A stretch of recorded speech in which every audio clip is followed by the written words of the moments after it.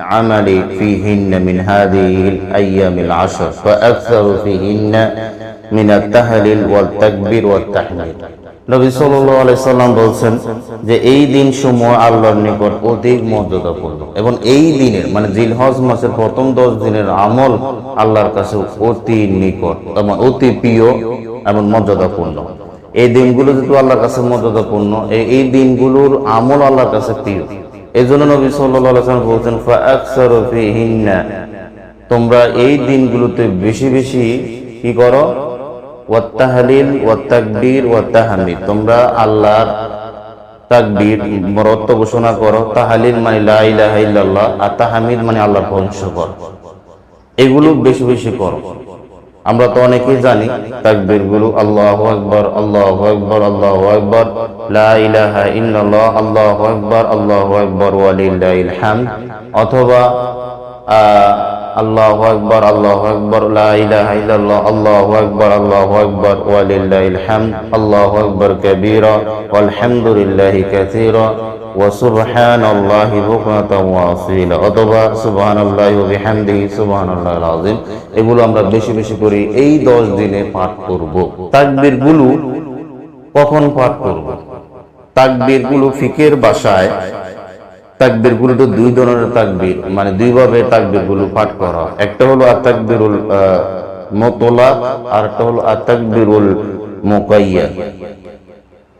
তাকবীরুল মুতলাক এটা হলো আম, এটা হলো জিলহজ মাসের সূর্য যখন চন্দ্র যখন উদিত হবে তখন থেকে একবার আইয়ামে তাশরিক মানে ঈদের পরে 11, 12, 13 আসর সালাত পর্যন্ত এই জিকির আজকার গুলো, এই তাকবীর গুলো, তাহমিদ তাহলিল গুলো পাঠ করবে একবারে আইয়ামে তাশরিক থেকে 13 তারিখ পর্যন্ত। এটা আম, কোন স্থান বা সংখ্যা নির্ধারিত হয় না, এটা আম ভাবে যখনই স্মরণ হবে তখনই বলবে।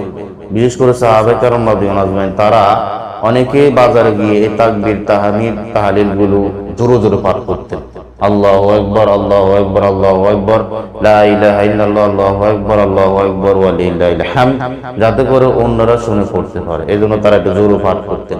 এগুলো যে কোনো সময় পড়া সুন্নাত, যে কোনো সময় পড়বে, এগুলো কোনো সংখ্যা বা নির্ধারিত সময় স্থান বোঝানো হয় না, যে কোনো সময়। এই তাকবীরুল এটা হলো মুতলাক, এটা নির্দিষ্ট কোনো সময় বেঁধে দেওয়া হয় না, নির্দিষ্ট সময় তখন এটাই শুধু জিলহজ মাসের সূর্য চন্দ্র উদিত হওয়ার পর থেকে একবার আইয়ামে তাশরিক পর্যন্ত এই দিনগুলোতে কোনো নির্দিষ্ট কোনো সময় বা স্থান বা সংখ্যা বেঁধে দেওয়া হয় না, এগুলো সব সময় পাঠ করবো। আর একটা হলো আত-তাকবীরুল মুকাইয়াদ, যেটা সালাতের সাথে সংশ্লিষ্ট, মানে ফরজ সালাতের সালাম ফিরানোর পর থেকে। এটা শুরু হবে জিলহজ মাসের 9 তারিখ ফজর থেকে একবার আইয়ামে তাশরিক 11, 12, 13 আসর সালাত পর্যন্ত এই তাকবীরগুলো প্রত্যেক সালাতের পরে সালাম ফিরানোর পর কমসে কম একবার অথবা 3 বার বলা ভালো, 3 বার বললে প্রত্যেক সালাতে।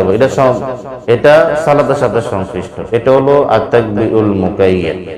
এভাবে দুইভাবে তাকবীর পড়বেন। অনেকে হয়তো ভুল বুঝে যে কখন পড়বো কখন ছাড়বো, না, তাকবীর গুলো এখন পাঠ করবেন, যেহেতু এখন জিলহজ মাসের আপনার প্রথম 10 দিন রানিং।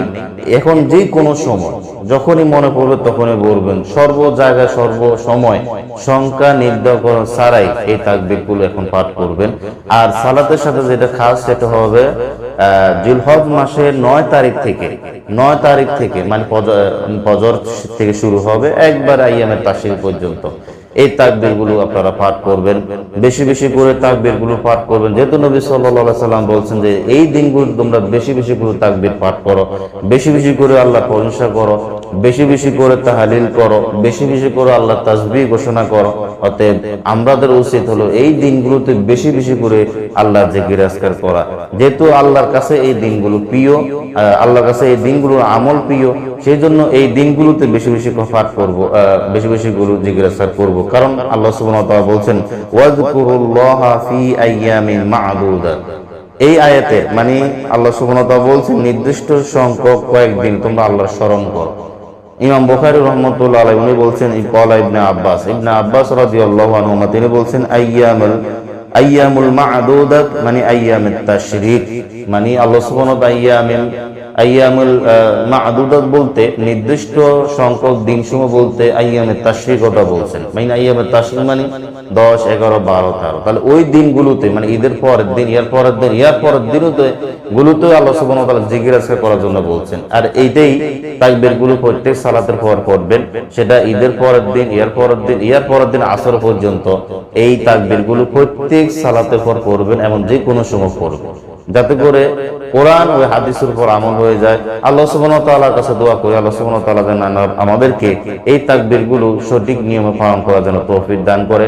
আমি আবার তাকবীর গুলো রিপিট করতেছি, আপনারা শুনেন, ভালো করে শুনবেন, যাতে করে অন্যদের কাছে পৌঁছে দিতে পারবেন। আল্লাহু আকবার, আল্লাহু আকবার, আল্লাহু আকবার, লা ইলাহা ইল্লাল্লাহ, আল্লাহু আকবার, আল্লাহু আকবার ওয়া লিল্লাহিল হামদ, অথবা আল্লাহু আকবার কাবীর ওয়ালহামদুলিল্লাহি কাসীরা ওয়া সুবহানাল্লাহি বুকরাতান ওয়া আসীলা, সুবহানাল্লাহি ওয়া বিহামদিহি সুবহানাল্লাহিল আযীম।